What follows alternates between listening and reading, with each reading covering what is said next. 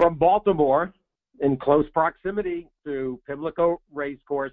Good evening, everybody. Welcome to our Preakness Stats Race Lens seminar. We've got a full docket considering 28 races tomorrow and Saturday at Old Hilltop, culminating with the 142nd Preakness. Seems like just literally minutes ago we were together for the Derby lead-in. Had a lot of fun with that, and we'll see what we can do about using Stats Race Lens information to get you ready for the weekend. And Ellis Starr on hand, Dan Tordjman, and more. We'll go around the room quickly. Ellis, good evening. Good evening. Welcome, everybody. Looking forward to a great weekend. Weather's going to be 180 degrees from what it was on Oaks and Derby weekend. Gorgeous right now, and all those thunderstorm risks seem to have dissipated. May get a little bit of rain overnight, and frankly, the team at Pimlico would like to get some water onto that main track. Dan Tordjman, this is a home game for you. It is. It's always good to be back in Maryland. Love it here. People are great. Racing is great, and it doesn't really get much better than this weekend, so I'm pumped.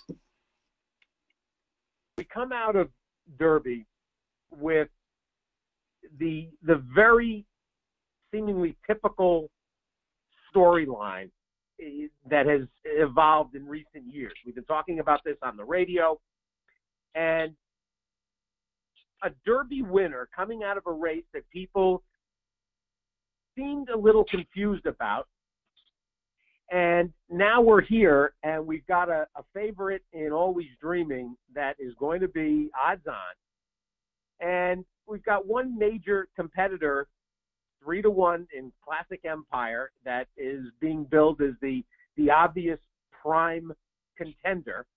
And then 8 horses that seemingly would have to jump up to upend the 2 top choices. Ellis, going into this, what is your general Preakness philosophy before you even start to parse out past performances?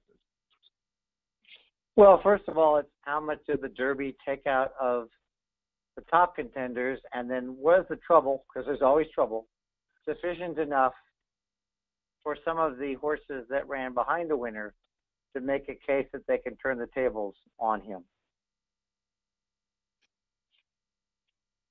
And that's at least the portion of the equation when it comes to the win end.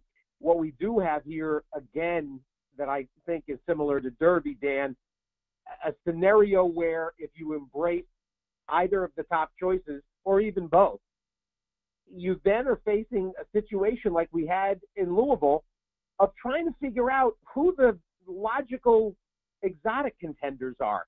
And very similarly, we've got a bunch of late runners. Half the field are late runners. We've got 2 or 3 horses that are on and near the lead, and maybe 2 either mid-pack type stalkers. And when it comes to putting together tickets, it's going to be a very similar decision-making process about figuring who's going to come running late and might pick up a share the way Looking at Lee did in particular, and to some extent the way Classic Empire did after Trouble. What's your overview before you get into specifics about how you want to approach the race? Yeah, from a betting perspective, I mean, I think you need to kind of figure out where you stand on sort of one central question, which is, are you of the opinion that both of the horses, that both of the 2 favorites coming out of the Derby are absolutely going to be, in your trifecta, or are they going to be there in the top 3? Or can you, with some degree of confidence, potentially toss one of them, making an argument that, either that Always Dreaming might regress off the big effort, or that Classic Empire might have just, I don't know, might just, and I actually have something. I have a little knock on Classic Empire, which I'll talk about in a little bit. But so I think if you're of that opinion, I think it becomes a very difficult race to actually bet in and of itself, because if you're looking for that third horse to round out or potentially throw in the mix, really that third horse it's going to be hard to find a horse here that people aren't already on. I mean, Cloud Computing, Conquest Mo Money, these are the horses that people are talking about. And I don't think you're going to get, unless you think one of those two horses are going to win, I don't think you're going to find the kind of value in your exotics that you might think you're going to find if you're still using those other two in combination. So it's a little tricky because, and Steve, I know you've been around the track this week.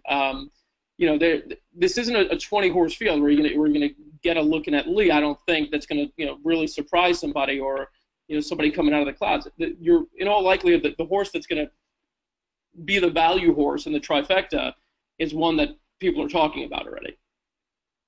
I think the one candidate on that front that could be an outlier is Multiplier, who drew beautifully for Joel Rosario down inside, and all you have to do is go back and watch that Derby replay, Ellis, and see the masterful job that Joel did from the 19 hole with Practical Joke to somehow be on the rail passing the wire the first time. You can watch the replay 10 times, and it still seems like a magic act to go from where he went to where he got. And for him to finish fifth with Practical Joke, who probably doesn't even want anything to do with a mile and a quarter, I thought was pretty remarkable. And when it comes to Multiplier, to me, at 30-1 morning line and probably, 20, mid to low 20s when the gates open, he's the horse that feels like the interloper that is going to get a mid-pack trip sitting ahead of the closers and getting a run off the rail late. He's the one horse with dollar signs that I could see boosting exotic. I can't argue. It's very interesting, and this is now I'm going to start going to the race to show the way this race is, and we're going to look at the actual running style. I'm going to sort here, and this is where it gets interesting. As you say, this is based on the analysis of where the horses have run previously, and you can see I've sorted here. And normally you'd see E for early, C for presser, S for sustained, which means a closer. It goes back to the Start and Brohammer methodology of classifying running styles, and you'd see combinations of EP and PS, etc. There's no E in the race, and even though we know Always Dreaming did pretty much wire the field in his allowance win before the Florida and Kentucky Derbies, and we know that Conquest Mo Money has been pretty much on or near the lead from the half mile to 6 furlong mark in most of his races. They're still not need the lead types, and the rest are all closers. So it does, interesting to your point of Multiplier, it is interesting to know that a horse like this, and the reason he's a sustained horse, if you look at his PPs, which I'll get to in a second, but he's been 5th early in a 7-horse field, 6th early in a 9-horse field, and 7th early in a 9-horse field. So he's at the back of the pack the last 10, 15, 20% of the race, and that's why he's listed as a deep closer here, even though he's only been 3 lengths off with about a quarter mile to go. It'll be very interesting to see the kind of trip that Rosario gives him in the race. But back to what we're doing here and analyzing the race and going on with this. So we see in the running style, we know that the 2 Ps, the 2 pressers will become the 2 Es, basically, Always Dreaming and Conquest Mo Money. And anybody that looks at past performances will know that. Classic Empire is listed here as an S. I tend to disagree a little bit. He did come from 13th, but he has much closer up, of course, the Breeders' Futurity last year. He was 3rd early in the Breeders' Cup Juvenile, so he might be early as well. But now what's interesting for me, and I go through my methodology here in this race, if I look at the PPs now, and I'm going to assume that, again, that the analysis of who's going to be near the lead early is going to be correct. Then I'm going to look at Always Dreaming, and I'm going to look at Conquest Mo Money. And one thing you can do as a user of Raceland is you can go to your PPs, and I'm using a custom template I set up here, which is Equibase Lifetime PPs, and you can change what you want to see as far as what's displayed where the fractions would normally be in your regular PDFs. And I've chosen the horse's fractional time. So this is actually not telling me the leader, but the horse. So this adjusts for the beaten length and basically gives you a horse's fractional time for the race. So when I do that, I'm just going to look at the 2 horses that I think are going to be on the lead and to see maybe, am I wrong? Is Conquest Mo Money that much faster? And you see here in the Derby even that Always Dreaming, and I only care about the half mile and the 6 furlong mark, that Always Dreaming ran 46.70 and 111, basically 0.1. And the Florida Derby, 47 and 3, and then 110 and 4. If I go to Conquest Home Money, who we're all talking about, it's going to go from the outside and come in, 46.92, 111, and 46, 110. And he was very game, of course, in the Arkansas Derby. So these two look identical to me in terms of pace. It's just a matter of which one's going to be 1-2. And they can go 1-2 around the track, I think, when you look at this compared to the rest of the field. Interesting. Dan, one thing I did. Well, go ahead. Let Dan talk, and I want to actually show the video of Conquest More Money in the Arkansas Derby because I think it's interesting to see how much pressure he took on both sides, for those who don't recall, and still had the lead in the stretch before he was passed by Classic Empire. Yeah, my only thought is, and as we're talking about potential pace players here, and this is just a guess at this point. I haven't heard from Doug O'Neill on this, so I couldn't say for sure. But you don't typically mess with a horse's running style going into a race like that. But I was curious about Term of Art with the blinkers on, as potentially one who, why not? Why not send him? Because, in a race like this, again, I mean, if the jockeys are thinking that, if the jockeys and their trainers are looking at this race the same way we are and saying, look, there's no pace in this race. There's very little pace in this race. Why don't we perhaps go, take a shot at this? And Term of Art, to me, would seem like one, even though he hasn't shown the pace, nor do I know that he's fast enough to actually get there, is one adding the blinkers where potentially, just throwing it out there, maybe he's one who goes and kind of messes with the pace scenario a little bit. So back to the video really quick here. As you can see, Conquest More Money, and this is what's great about Racelands, and anytime you want to check something, just go to the video. He's got Grandpa's Dream on the inside of him. He's got Maligacy coming up on the outside of him, and they're going to swamp him here. And this is a fairly fast fraction, I think we'd all agree. And then also, I forget who the Silver Dust is going to come up. I think that's the 3. And he's going to actually lose the lead and regain it again. This horse has a pretty good mental state for an athlete here to know that he didn't want to give up the lead there, and then he opens up again and then gets run down by Classic Empire. So it'll be interesting. I think they could go 1-2 around the track personally on our free Equibase, on my complete selections as well as the Equibase Race of the Week. I'm going to put Conquest More Money on top and take a shot. I'm going to, of course, use Always Dreaming in any exotics I play. I'm going to use Classic Empire, but I think it could be what we sometimes call a carousel race.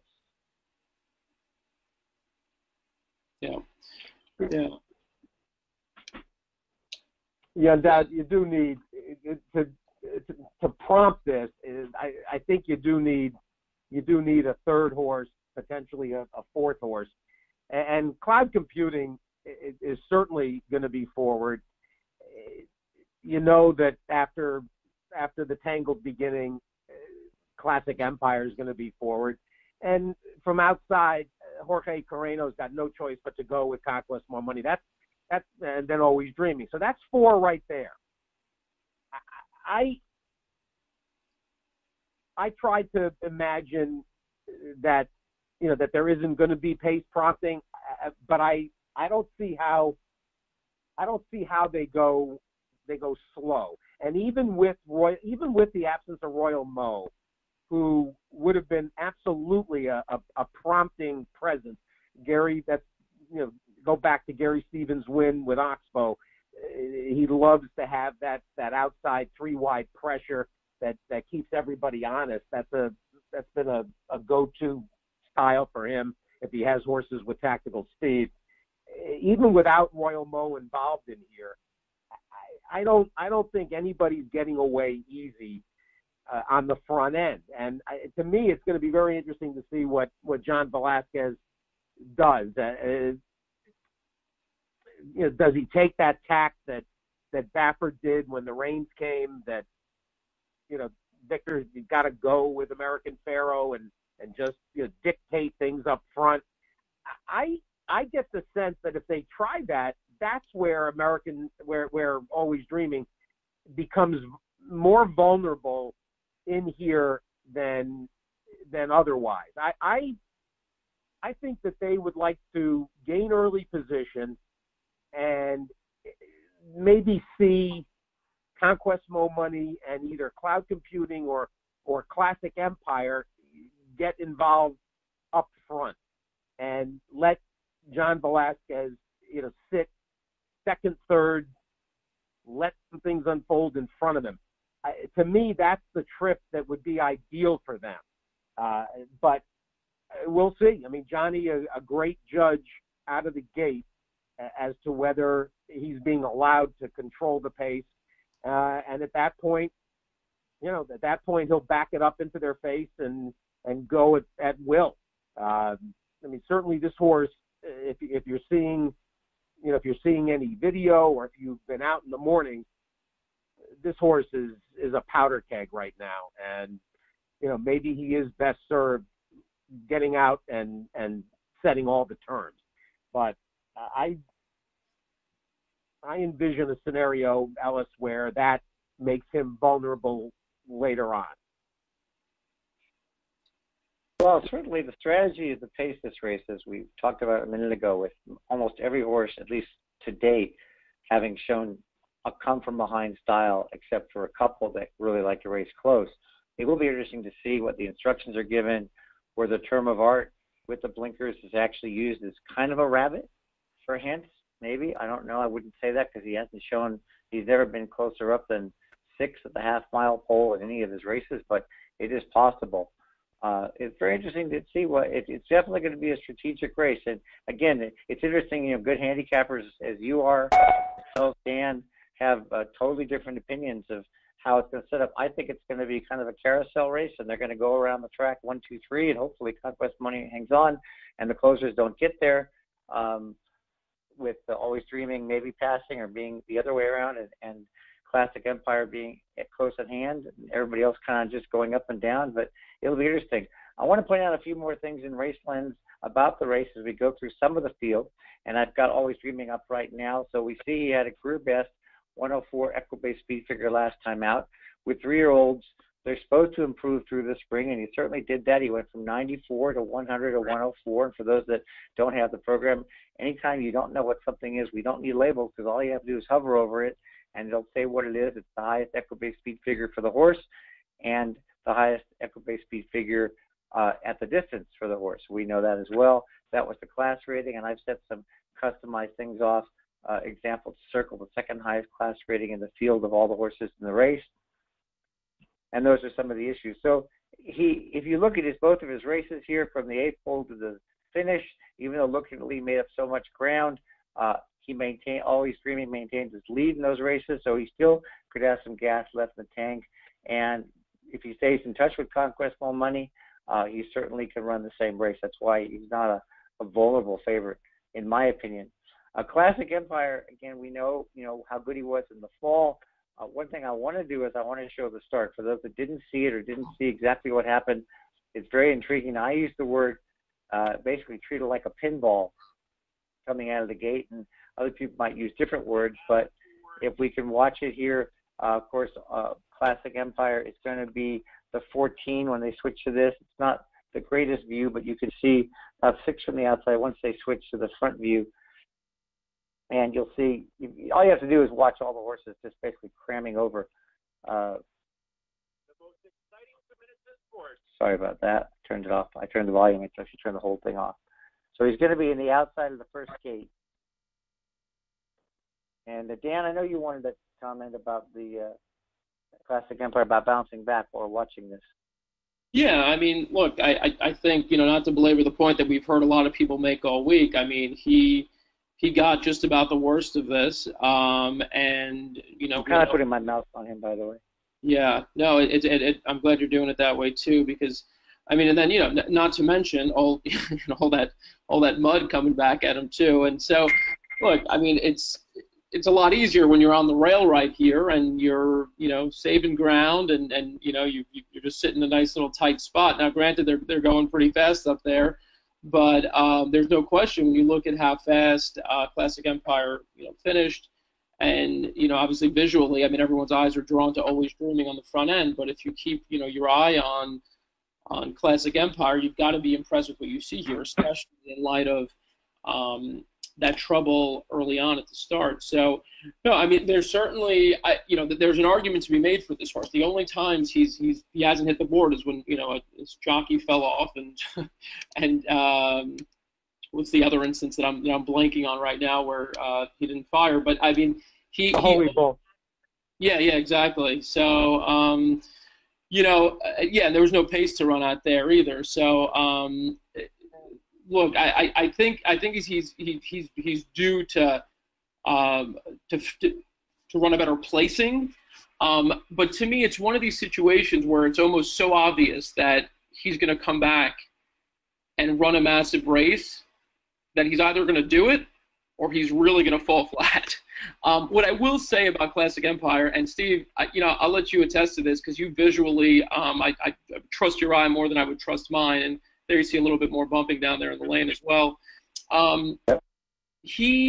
Classic Empire, that is, I don't know, he looked a little more fit. He looked a little happier to me down at Churchill. It looks like he's lost a little weight, at least to my eye.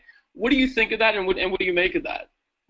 Well, it's funny that it came up with Zoe Cadman when was Zoe with me on Tuesday, and Zoe actually thinks that at least from Arkansas to now, that he looks better, and there were plenty of people going into the Derby that felt that he had expended, you know, a tremendous amount of energy, and having missed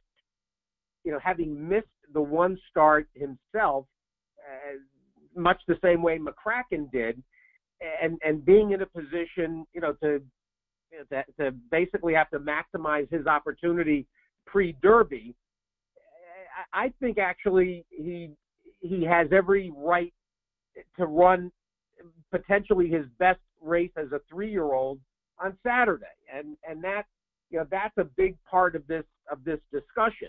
You know, the reality that he is another one of the horses that had a hiccup, you know, during the lead-in, and in terms of fitness and then recovery, okay, yes, he's running for the third time in 5 weeks, but at the same time, this may be the spot where he's got a maximum, you know, potential to perform, and there's plenty of evidence that he's in position to do that on Saturday.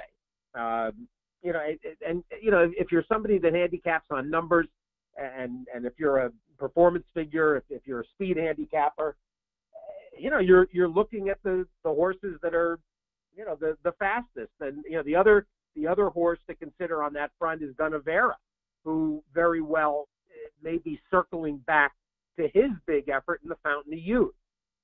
So, you know, people that look for form cycle, and Ellis, weigh in on this from your perspective, you know, in terms of form cycle, there are some horses here that, you know, that have the benefit of being in position to run an A race. Yeah, I tend to agree. And before I get to that, I'm going to show a few horses' cycles, at least in terms of Equibase figures. I want to point out for those that see the screen here, that little triangle there. And there's one here, too, of course, back from when that race Dan referred to back in the Hopeful when he dropped the rider. When you're using Racelands, you see that triangle. That should be a big light bulb for you, because that is where the chart callers, the experts that watch these races, that have seen tens of thousands of races, they click a little button. And if a horse had some trouble that affected its outcome in any way, shape, or form, it could still have won.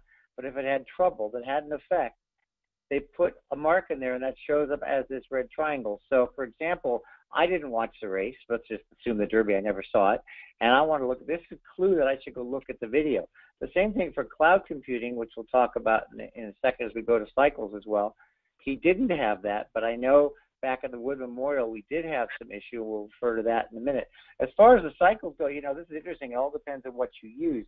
And I do use cycles, at least for 3-year-olds in the spring, Steve. And I, you know, again, coming from a whole different place, when I look at Gunnevera, and I took a stand against him in the Derby because I thought he had peaked too soon. I wanted the horse to peak on the first Saturday in May, and I thought that regression of Equibase speed figure from 107 to 90 without much an excuse. You could take the pace, but the figure is supposed to address that issue of taking into account pace, and he went backwards, and I left him off all my tickets. I don't think he's cycling around. Of course, that's just one man's opinion. On the other hand, or also another example, looking at Lee, because I know we're talking about him a lot here, I look at this pattern, and if you use, for example, people that use sheets figures or know how they're used, you talk about tops and pairs. Well, this horse has basically tripled up. He's run the same race 3 races in a row, 100, 100, 101.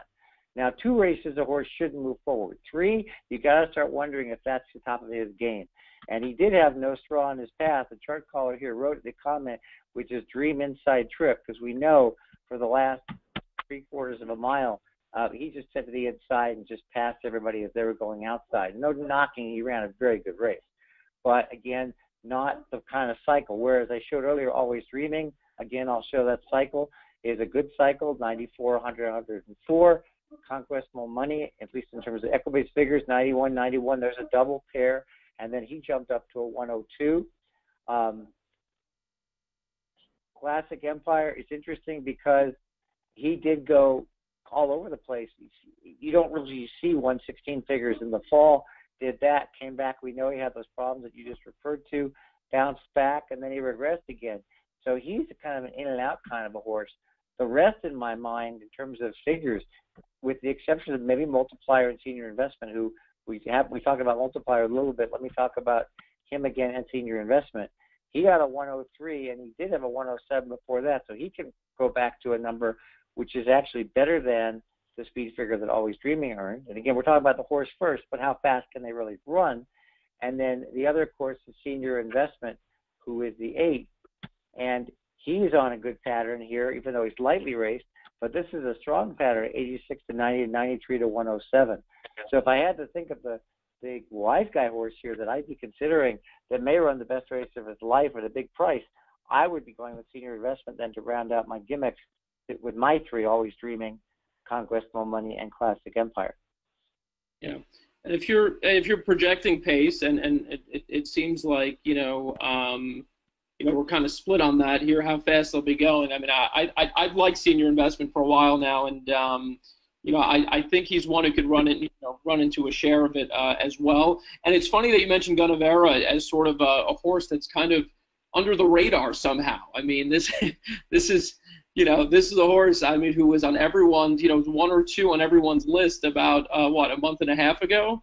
And here he is after running 7th in the Derby, and of course running 3rd in the Florida Derby, and he's completely overlooked. I will say, on the flip side of what I said about Classic Empire in terms of how he looks visually, Gunnevera looks a lot happier to me.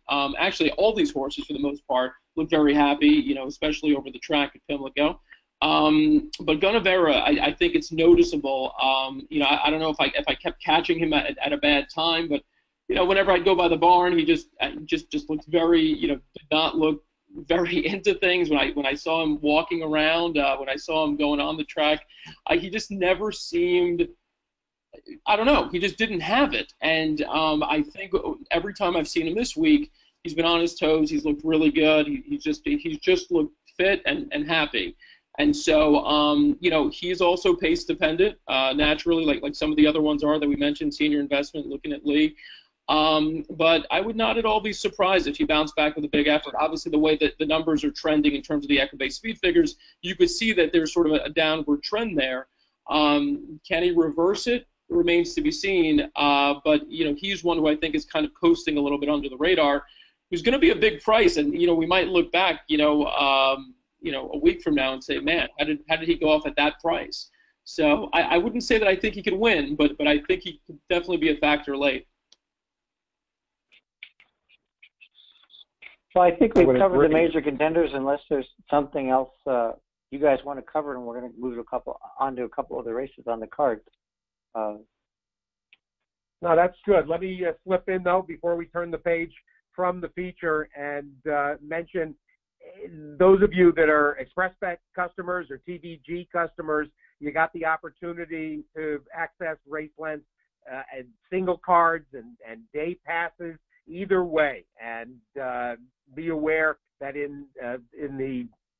basically in the store feature at both TVG and ExpressBet.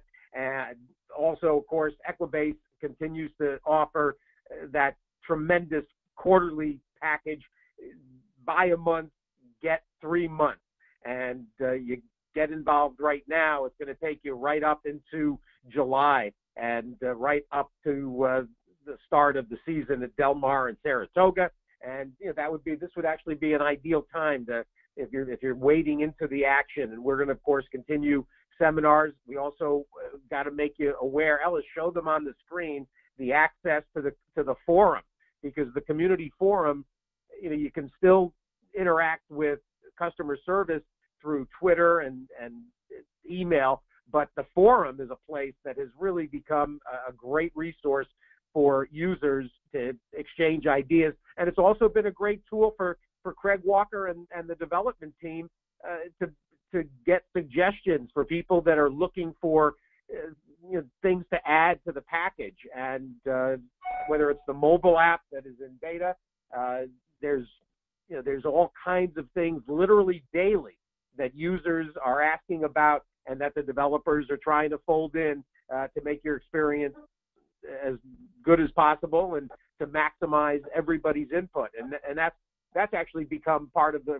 fun aspect, because everybody comes at this with a different angle and with different background and experience levels.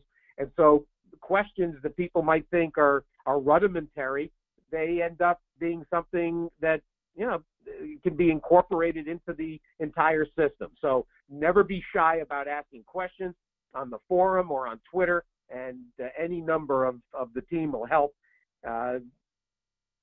Everybody's doing this for you. Let's turn to the Murphy, which is always a fun test and usually gets some emergent 3-year-old turfers out of the Murphy.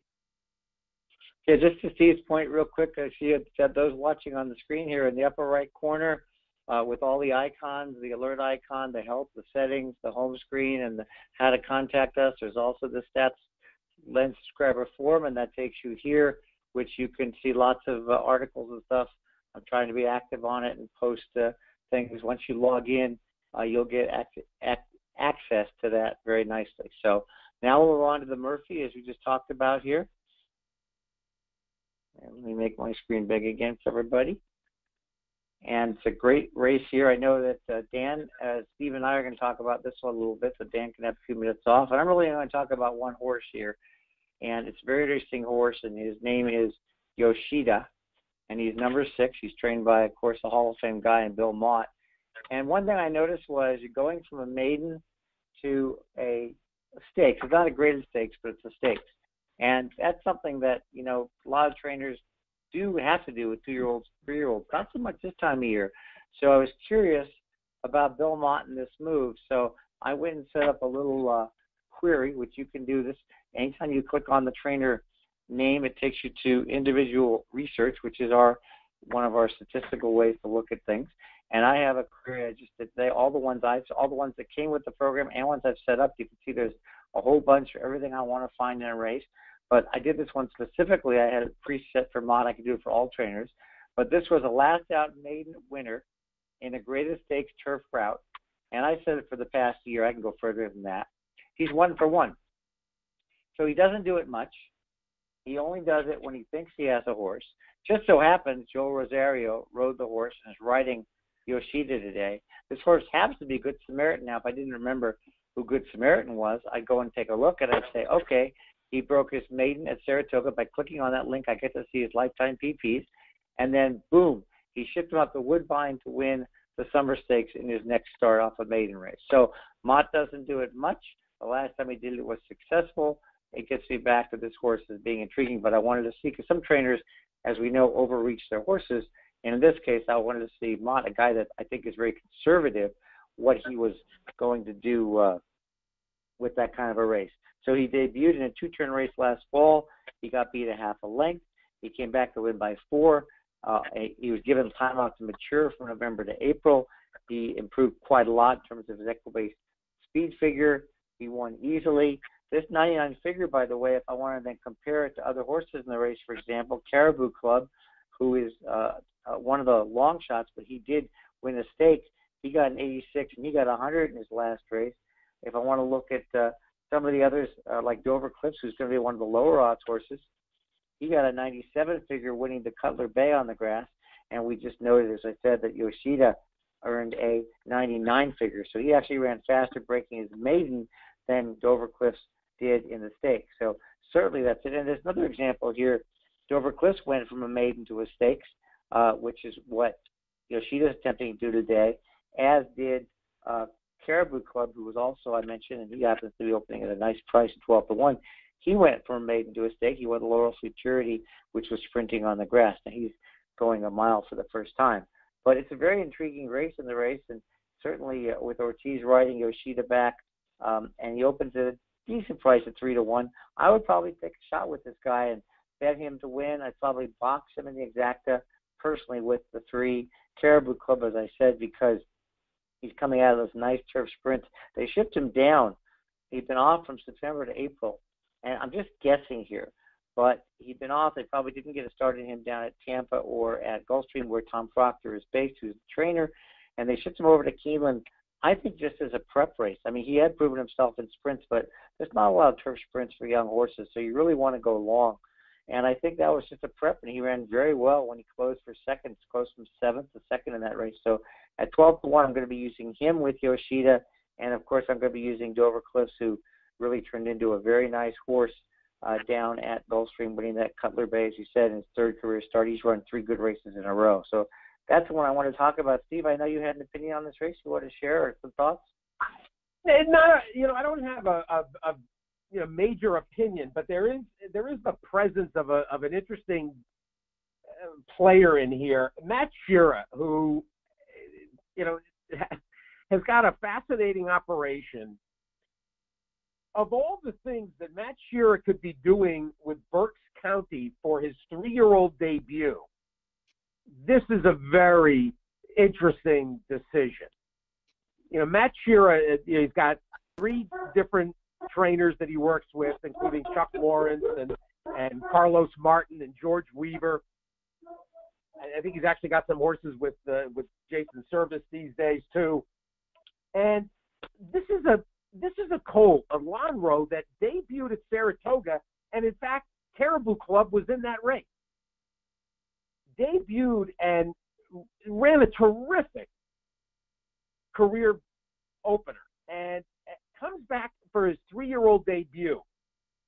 And typically, at this juncture, a horse like this, you can only project how much better they are now as a 3-year-old, almost at the halfway point of their 3-year-old year. And nothing says that Berks County isn't prepared to be competitive here, and absolutely has got to be a square price. There's no way anybody is looking at this and is going to, gravitate to a horse making a 3-year-old debut in a place like this. And I just kept coming back to him. So I just as a precaution, Matt Serra, anybody that's followed what he's been doing, he's got those powder blue silk with the yellow lightning bolt. He is a trained meteorologist who uses his meteorological background in the commodities market. And they're not running here by accident. And I just think this horse could come back very successfully in a spot like this. There's no world beaters in here.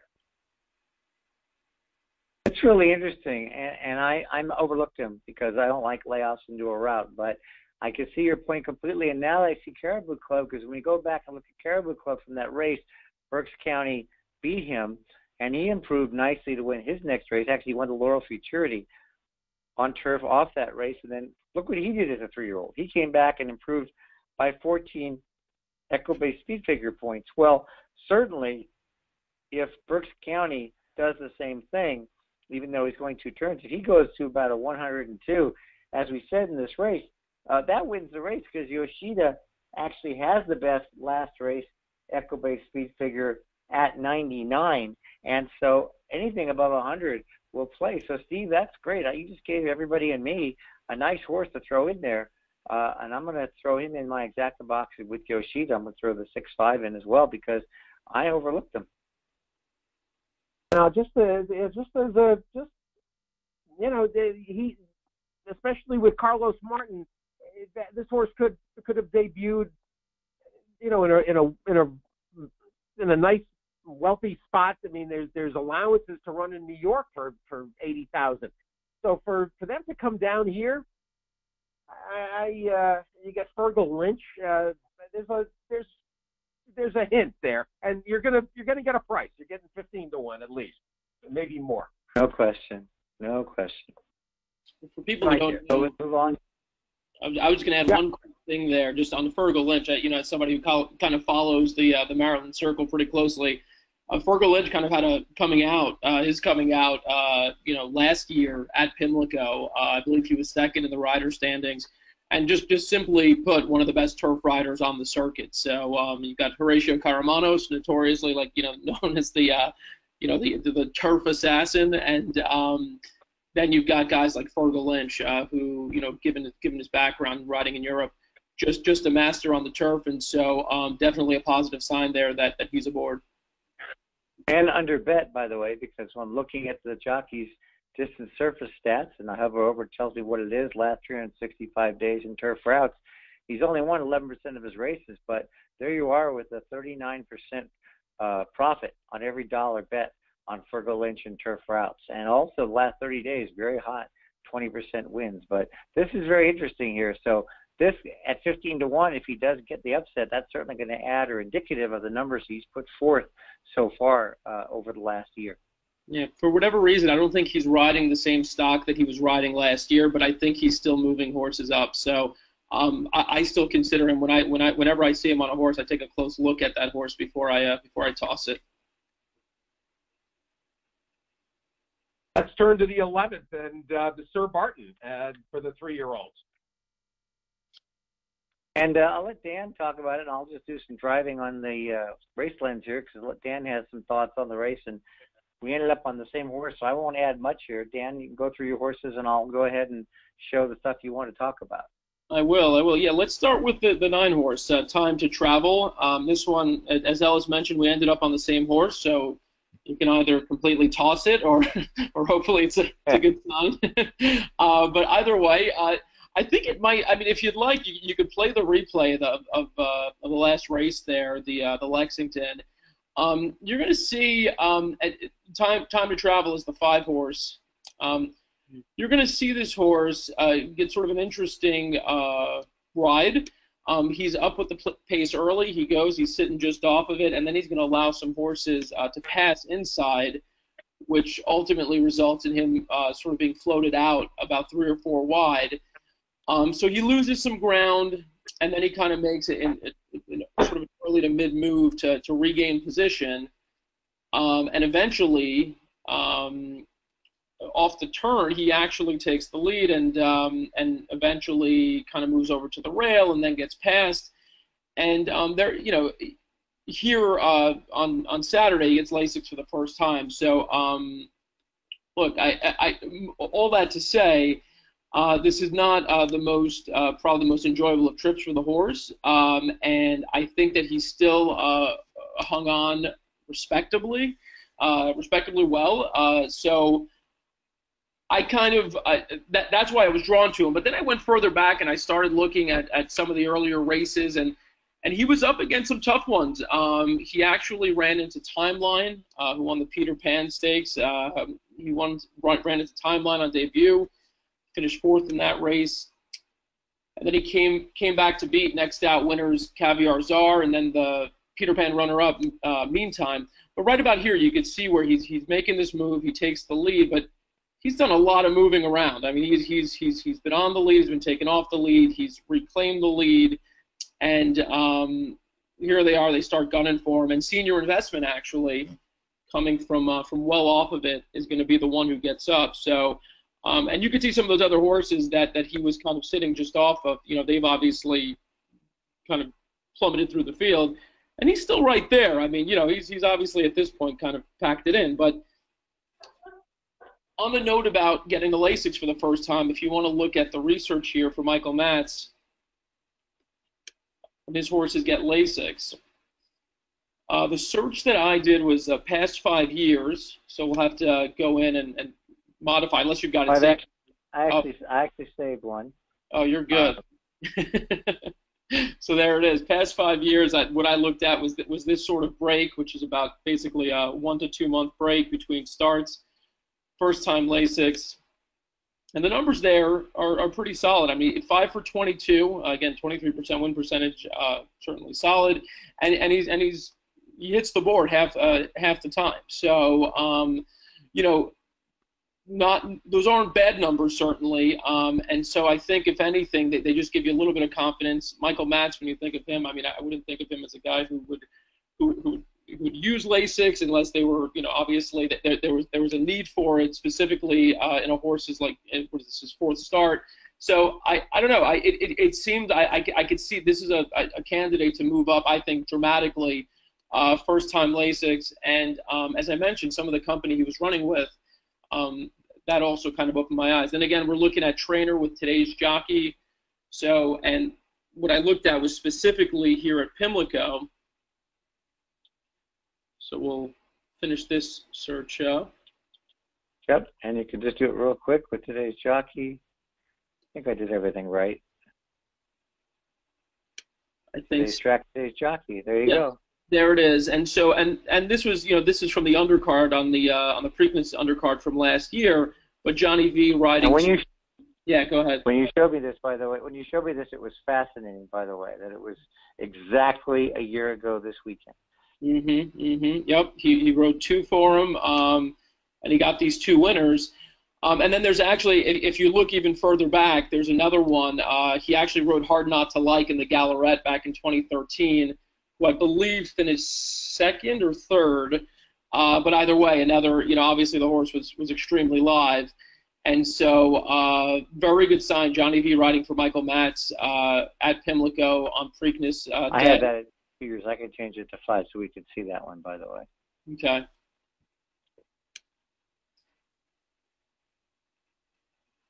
And there she is, Hard Not to Like. There you go. So at 9 to 1. So now I'm going to interrupt for a second and say the most intriguing thing is it's Hard Not to Like. Hard Not to Like is by Hard Spun out of the dam Like a Gem, bred by Garland Williamson. And it just so happens that Time to Travel is by Hard Spun out of Like a Gem, bred by Garland Williamson. So this is a full brother to $1.2 million earner, Hard Not to Like. So there you go. I mean, I think that's a pretty solid one. We're looking at 7 to 2, I think, on the morning line. Your favorite here is going to be Hedge Fund, the 2-horse, logical favorite, and this will be interesting. This comes up a few races before the Preakness, so if you're into multiplier, trying to figure out kind of where multiplier might stand, you want to take a look at how Hedge Fund runs here. And like I'd mentioned, I really do think he is a logical favorite. I mean, if he runs back to his Illinois Derby, he's going to be really tough to beat. There is an angle that's stored here. I think it's the Lafitte Pink Eye angle that saved. Yes, and right. Yeah, the Fletcher switching to Castellano in the past year. And so for those that don't know, we come pre-populated with 20 or 30 angles. You can set up yourself. Angles are things you think you want to research. Some are good, some are bad. This is one Lafitte Pink Eye gave us to use in the program, and this is, you can see, it's when Todd Fletcher changes to Castellano. This is regardless of track or distance or anything, but actually you can see over the last year it's got a very good record. Yep. Yeah, that's all I was going to suggest. So, yeah, I think, look, Hedge Fund is going to be tough, but, hopefully Time to Travel gets overlooked slightly in the betting, I mean, if we can get, I would think that 7 to 2 is value. I certainly wouldn't want anything less than 3 to 1, but, we'll see how the, sort of where the money's going. So I'll chime in. Steve and I talked earlier before we went on the air about being married to a horse sometimes, and I'm a little married to Time to Travel because on the seminar we did, I believe it was the Florida Derby week or maybe it was Rebel week. I liked him a lot, and he rewarded us at $29, and that was on the angle that he had run well, and he was a full to hard not to like, and I'm still married to him, even though I'm a little disappointed. Of course, the owners chose to take him away and put him with a different trainer. But I will say something interesting. We talk about figures, Steve, and Dan as well. I like this pattern. He ran 7 furlongs, and he improved a lot second time out, physically and mentally. And then he actually ran the same figure, even though, as Dan talked about, he got a little tired there. That was a mile and a 16. So that was about 7.5 furlongs right there where he was second. And he did a 102. So that's a paired figure. And so I expect him, as we talked about with hedge fund a minute ago, Dan, that hedge fund ran a big number. But he can leap off of that and run as well or better than hedge fund here, who's going to be a lot more heavily bet. So I like the speed figure pattern as well. All right. It gets us to the Dixie, and of course, Dixie, one of the oldest stakes races in the country. It's an interesting group, a lot of familiar faces. Yeah. So I'll let Dan kick it off as well, because we'll kind of do a back and forth, and Steve as well chime in. But we're on the same horse. It's the top pick again here, right? Number 4 projected, Dan. Is that correct? That's exactly right. Yeah, I mean, off of a short break, came back last out, and I mean, you can see the company lines there, Divisadero and Pluvan. You're, I mean, just that effort completely surprised me, I think, and I mean, the odds wouldn't have dictated that it was as big a surprise as maybe it was. But I was surprised by that effort. Of course, Divisadero coming back and winning, Pluvan as well coming back and winning stakes race. So, look, I think projected is going to be extremely tough in this spot. We can go through some of the numbers, but I was going to give you, rather than state some of the obvious, I was going to take a look at some horses that have potential, I think, to run into the exacta, or, if Pluvan, if projected takes a step back slightly, horses that could factor. And so the first one I kind of wanted to look at was Black Type. This one has been in the money all 6 times at the distance, including 3 wins. I figure he's eligible to improve, second off a long layoff and some trouble last out in the Makers 46 mile at Keeneland. Yeah, I'm showing this real quick because I want people to see that he didn't necessarily have a bad break, but he was unprepared, or the jockey was unprepared at the start. And if you just watch him, he's going to be the 1 here. He kind of leaps out, and I may have to show it again for people to see that. We go back to the beginning one more time. The head on is if they'll show the head on, but that might give a better. Yeah, don't have the head on. Don't have the head on race length. Okay. So, but if you just watch it, the two. I'm sorry, and you'll see he kind of not the 2. So he was the 1 in that race. Mm-hmm. He kind of just runs, and then he kind of runs backwards. Then he comes on. He gets beaten 2 lengths, but he did get a pretty bad trip in that race. So sure. I agree. And also, you can see again that very telling triangle that people should want to know. I also want to point out something as well that we talked about with this stuff. Back to the race. Don't forget when you see. I'm going to go back real quick to projected, Dan, then we'll come back. When you see italics, I know most people know this, but if you don't, when you see italics, that means that horse won its next start. And when you see 2 italics, particularly in the top 3, that's called a key race in racing, and that's a race in which 2 or more horses come back to win. There was something about the race that was productive. And if you want to check the quality of that race, it says allowance 78. That was a $78,000 purse. I'm telling you, at most tracks, this would have been a stakes race. When you look at who's in this race, Thatcher Street, Divine Oath, Flatline, Kagan, yep, all the horses in. And if you want to know, say, well, who's Divisadero? I don't remember. So 2 things we could see here. If you want to see his next race that he won, here's the race projected beat him. And then he won the Turf Classic on Derby Day, and he ran big there to beat some good horses in Beach Patrol and Oscar nominated. And he's earned $1 million his career. So Projected beat a nice horse in this, and then Pluven, who we talked about also, is another one. He's earned $365,000. He came back to win the opening verse stakes at Churchill Downs off of that, and he improved from a 105 to a 109 figure. Back in his earlier race, you could see he won the Cliff Gillum's Handicap at Ellis Park. He won the Wise Dance Stakes at Churchill last June, so he's no slouch at all.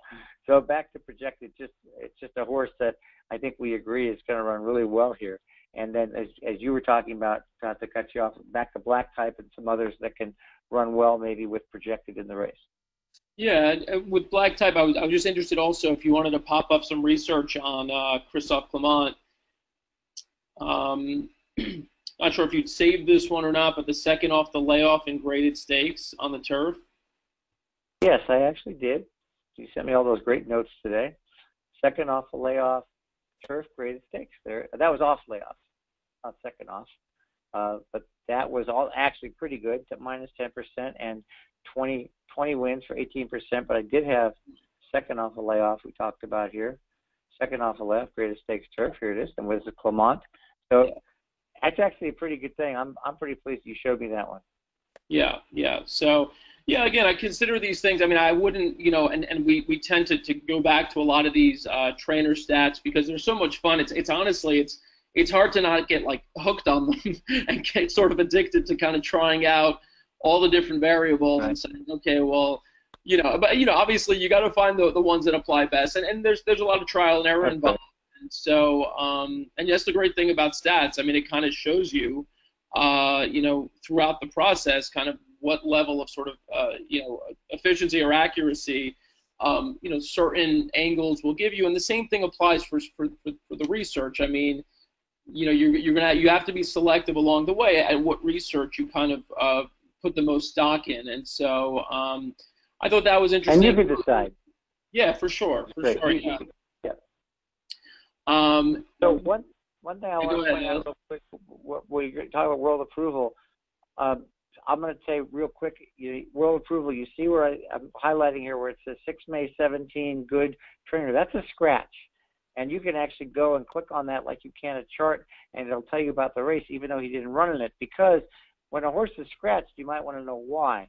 Now, in this case, I believe it's because the track was very wet. Even though they called it good on Derby Day, he didn't want to run on a wet track. Now, for those that don't know, it's really easy to go ahead and add this.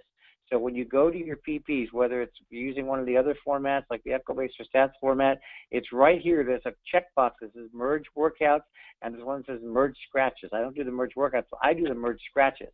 So now in timeline, I can see when the horse was scratched to run in another race, and it's very significant. And that's one of the reasons why I think I agree a little bit with you that world approval could be a horse we want to use in the exotics here at what might be a decent price, not decent, 7-2 though, but a good price. I'll let you continue on about the horses you think will run well.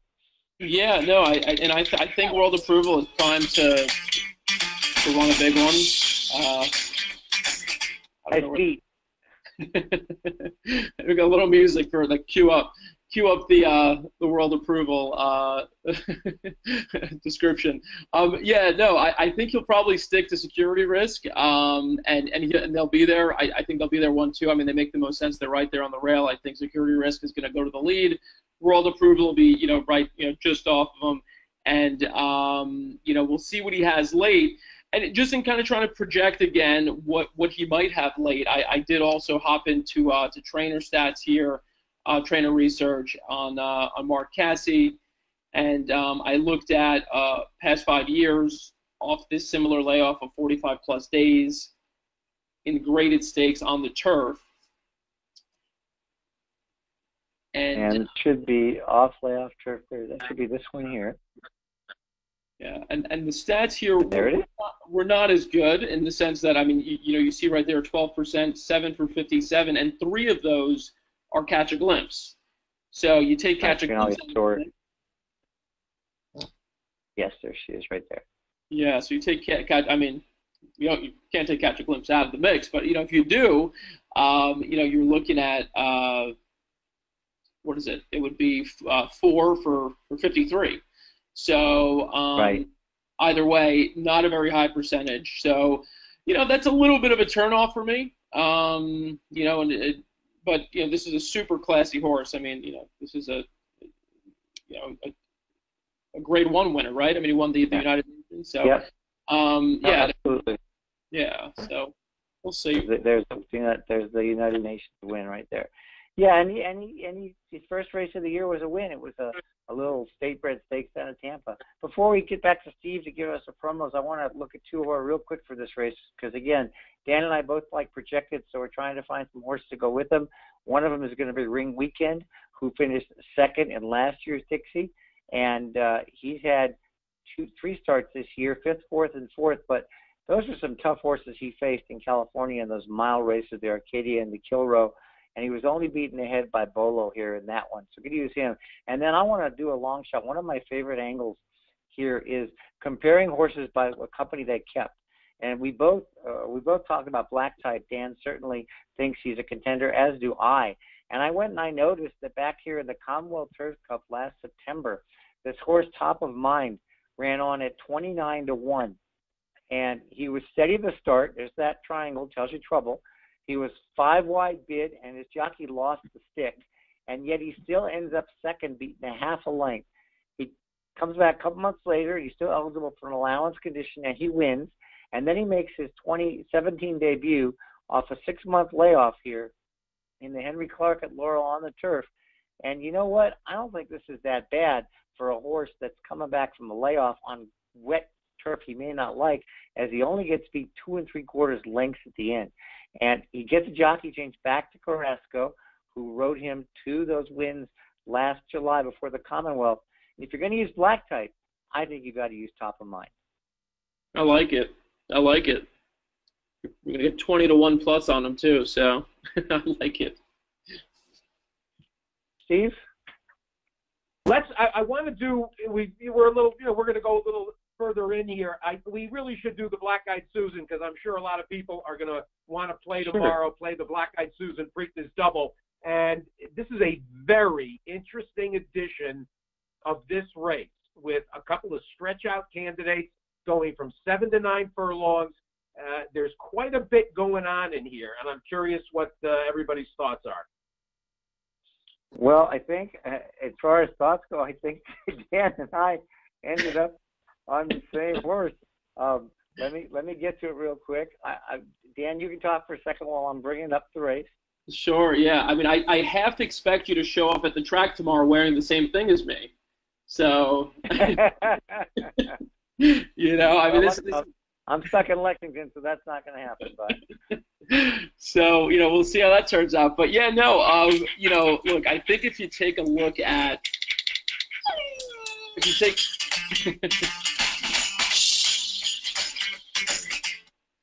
you take a look at the replay of the last race, and usually when we watch replays here, we're watching replays looking for trip trouble. I just thought we should play this race just because it's just such a thing of beauty, how effortlessly Shimmering Aspen pulls away. So Malibu Moon filly, who again, I mean, you would just look. I mean, you look at some of those past few races. Of course, there's a stretch out here from 7 furlongs to a mile and 1/8, but Malibu Moon, and you'll see the way she runs here. There's no question in my mind that the distance won't be an issue for her. She's made it look so easy every time, and so I really am excited about her. My only question is kind of what we're going to get on her in terms of odds, because she has become a little bit of a buzz horse around the backstretch. Definite class test here too. Remember, we're looking at an allowance optional claimer here at Laurel. So, obviously a big class test, but I think she's going to be the controlling speed. I don't see anyone who, at least on paper, who I think can realistically go with her. She's doing it, so easily here, and then, you'll see what she's about to do if you haven't already seen this replay.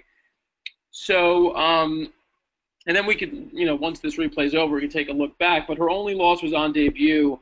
And the filly who won that race is a filly named Star Super, who has become a pretty productive horse for Cal Lynch, gone on to be a stakes winner. And so, that's really the only blemish on her record. And look at this. I mean, you could just look at Stevie Hamilton looking back. He does it about 4 or 5 times, I think. About to give another one. We all love that, right? Well, over here, I think it's acceptable, right? In this instance, you're allowed to look back. Yeah, I think so. So I'll just add that, first of all, I think from the rail, it kind of makes it difficult for any horse to go after her because they would actually be committing what I call pace suicide. I love the pattern, the layout, the win, the maiden win, kind of mature, scratched in September, then took, what is that, like 7 months off, came back and win, and then wins again, pairs a 95 figure, goes short to long. Everything about her looks good. There's a lot of horses in the race that can run well. There's no, let me real quick look here. Tappa certainly has a race here when she won the Suncoast that was very good as well. The 5 Lights of Medina, who I know is a buzz horse for some people, comes off a win at Laurel in the Weber City. A little light on speed figures, but again, moving in the right direction. That's a Pletcher, so you can't discount her really. The 7 Moana, another Todd Pletcher trainee, big win at Keeneland here. Just won easily, edge clear at 1.16 miles. And maybe the 10 Actress for Jason Service, a maiden, but with a nice figure, as good as anybody else here in a little stakes race as a maiden. And the 11 Yorkie Poo Princess, who had Lasix for the first time, who had all those big wins in New York.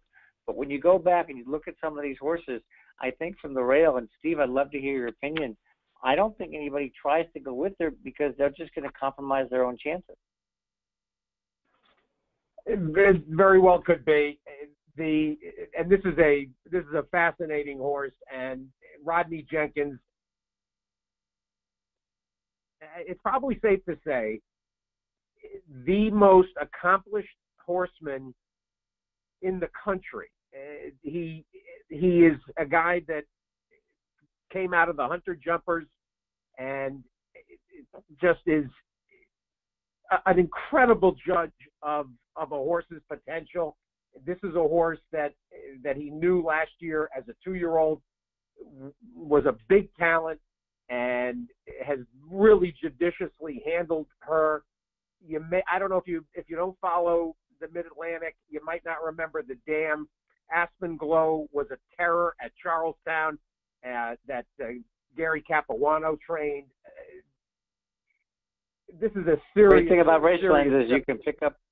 Great thing about Racelands is you can go and look at the horses' PP. So here they are. Yeah, 14 wins. Yeah, there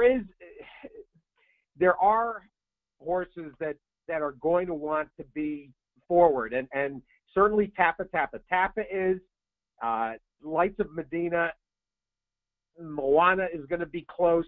You have to think the Jason Service horse, even though she's been a closing sprinter, and that may be what she is long term. But Actress, stretching from 7 furlongs to 9, she'll be forwardly placed. I mean, I don't think Shimmering Aspen necessarily gets away with soft early running here. The horse that kind of caught my attention, and I'll be very happy to see Shimmering Aspen win this race, to be honest. But I absolutely have got to use Jimmy Jerkins and Full House. She's very sneaky in here. And you go through these races, how many of these fillies have already run 1.1 miles? And the answer is 2. Her and Yorkie Poo Princess out of the Gazelle. Okay, Miss Sky Warrior ran away. She had everything her own way that day. Full House feels like a horse that can lope along behind whatever pace there is. And as a daughter of Sarland, she's already proven that, out of a Sarland mare, that 1.1 miles is to her liking. And I like Full House at a price in here as a player. I mean, I'm not, I'm sure I'll have a win bet on her as a saver, but she's who I want to get involved with the obvious horses. Well, that's a very interesting angle. I mean, I can see that she does kind of just run evenly, but that could be the case here, as other horses maybe don't get the 1.1 mile trip. She gets a nice piece here. Yeah, she'll just keep loping along. And I mean, look what she did. Look what she did first time around 2 turns. Yeah, it was a big effort.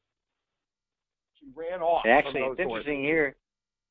What's interesting here is I look at the comment, by the way, it led 3/16, second best in the fog. So somewhere around here, she actually made the lead before Yorkie Poo Princess asserted herself. Well, the race when she went a mile at the beginning of February, that was basically that's the first time around 2 turns. That's right, because that's Yorkie Poo. Yeah, on the inner track, Yorkie Poo Princess in the Busher. That was actually a breakthrough race for Yorkie Poo because she proved that she could sit comfortably, and when asked, she really responded. You know, I think Yorkie Poo Princess should not be dismissed here. I mean, she has bled. You know, she bled significantly in the Gazelle, and Eddie Barker adds lacing. She's a real horse, and I mean, we'll see. Sometimes horses come out of a bleeding experience, and they're not the same. But Yorkie Poo Princess, if she runs back to that streak she had during the winter, she's very competitive. But like I said, Full House is going to get ignored in here because there's too many familiar names. Graham Motion and Fletcher with his pair, and Shimmering Aspen, as Dan suggests. She is not a secret in Maryland. Everybody knows who she is, and so she's going to get bet. That 9-2, Keith Fustel. That's a bit of a hand tipping with that low morning line on her. Yeah, I'll just throw out one more, and you know, I similar to Steve's mention of Full House there, I wouldn't necessarily recommend going all in on this filly, but the 6 Corporate Queen, she's one that I got to actually see up close when I was down in Louisiana for Louisiana Derby Day. So, or am I at the wrong? Yeah, for Louisiana Derby Day. And she's like a spectacular specimen. She's absolutely gorgeous. And I know that they've been extremely high on her, and just kind of, I think they're still trying to figure her out. But she was really never in the mix that day in the Fairgrounds Oaks. Her first time going 2 turns. Here, I don't know. Second time going long. We don't even have to pull up the trainer research, but I can just tell you what it says. I mean, first off the layoff, second time routing. You got about a 22% win percentage. So the numbers are there. I mean, this is certainly something that Cassie can do in terms of moving her up, second time going long. And like I said, I know that they've been high on her, so she's one that I would just give a look to. I mean, she's one that just kind of feels right, and I feel could improve and could beef up an exacta or trifecta. So she was one that I liked a little bit. So I just figured I'd mention that. Yeah, I do want to mention also that she was privately purchased by Barber and Bobby Flay after her win at Laurel before the second place finish, and then you probably could draw a line through that race. Also, she was scratched on Oaks Day on a sloppy track. Apparently, Cassie didn't want to run her, even though she did win in the mud earlier. So something to consider. Which also reminds me, I failed to mention for those that didn't know that Multiplier was privately purchased after his Illinois Derby win by Gary Barber and Wachtel and some of the connections. And so that's something you should always note when someone buys a horse right before stakes races or buys a horse, especially during the early 3-year-old season. It can be indicative of some hidden talent or some intent. There's another purchase that has not been publicized too widely, and that is that Lou Merriman, Heritage Stallion, Dr. Merriman, has bought Holy Boss. And clearly, when his career is over, he's going to be standing here in Maryland. Oh, nice. He's running in the Jim McKay, I believe, isn't he? No, he's in the sprint. The sprint. With Whitmore and the Maryland sprint. Yeah. Yeah. Which frankly should be renamed to the Hirsch Jacobs. That's an interesting race, by the way. There's very little speed in there, and it doesn't appear. Whitmore may not get the setup that he likes. He may be a little vulnerable in that spot. Well, it's certainly part of an incredible day of racing. For those people like looking for pick threes and pick fours, I personally am going to single Whitmore, so I'll be dead if you're right, but that's the way it goes. Oh, listen, I love Whitmore, and I'm happy to have Moquette, win, and I think that Whitmore is more versatile than needing a collapsing pace scenario, but there's really not a lot of speed here, so it'll be interesting. AP Indian back for Delacour, trying to get into the flow. The major players are pretty obvious in here. We didn't talk about the 3-year-old sprinters as well. You've got 3 Rules getting back to what he likes. That race came up kind of interesting, 3-1 on him, recruiting Reddy in there for Horatio DePaz. And it does feel like Sagamore somehow manages to win a race on this weekend in front of all of Kevin Plank's friends. As well they should, for all the money he's put into the sport and renovated the farm and all that. I think that's glorious. I would not begrudge Calumet and Sagamore winning a race each, at least, over the weekend. No comment.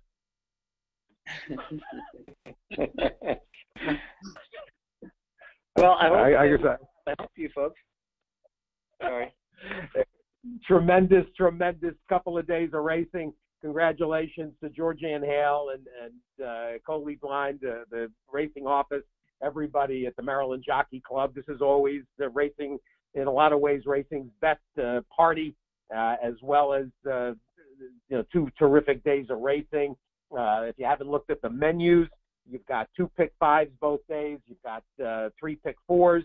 You've got the 2-day double that I talked about. So get yourself funded. Make sure you're funded early.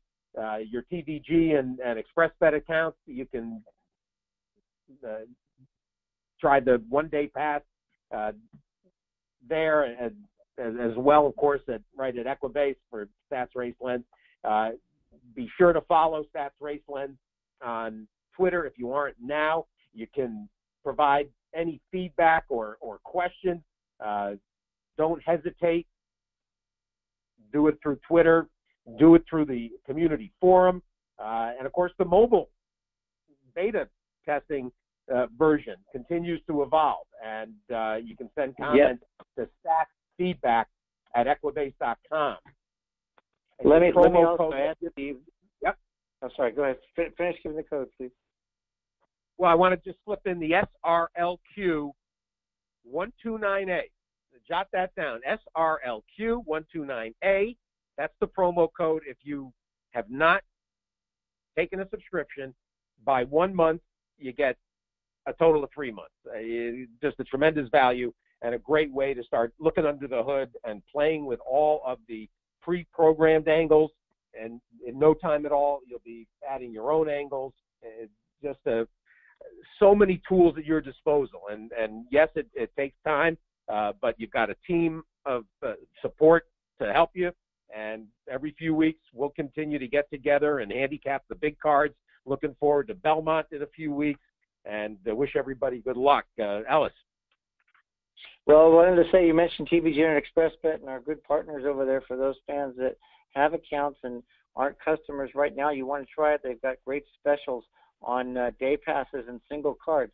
So if you go to TVG and ExpressBet and you still want to try it out without signing up for a month yet, that's another option for you to do it. And certainly if you play on those websites, TVG and ExpressBet, that's a way for you to access Race Lens as well.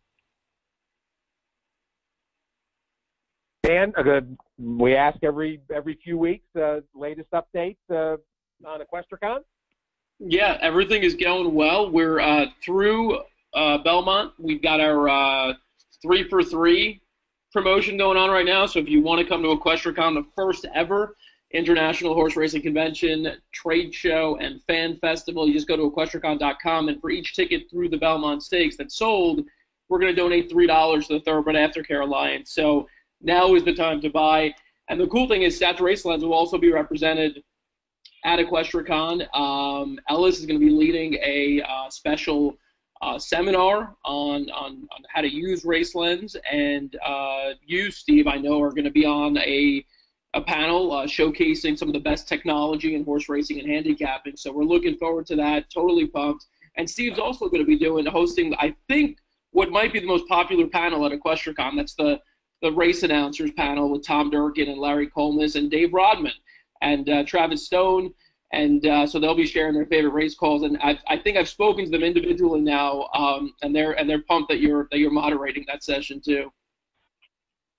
I'm looking forward. In fact, I talked to Dave Rodman the other morning here at Pimlico, and he's excited to be involved. And of course, who knows? By the time EquestriaCon rolls around, one of the panelists might be part of the ownership group of a Triple Crown winner. We'll have to see. Tom Durkin, that picture I took of him on the grass heading towards the cupola after Always Dreaming won the Derby, the thing was a sensation. Durkin was beside himself, and we all, Dave Rodman, myself, and Larry and Travis, I think everybody in attendance may end up just being regaled for the for the whole session by Durkin, which nobody will mind.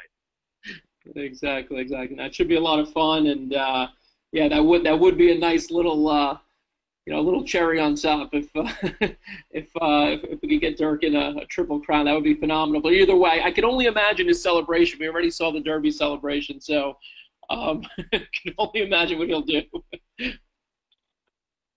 Well, we hope that everybody has a terrific weekend, and wish you the best of luck. I hope we put some ideas into your hands and weave them into gold. For Ellis Starr and for Dan Tordjman, I want to thank everybody for joining us. We'll talk to you in a few weeks ahead of Belmont from Stats Racelands. Good night, everybody. Good luck.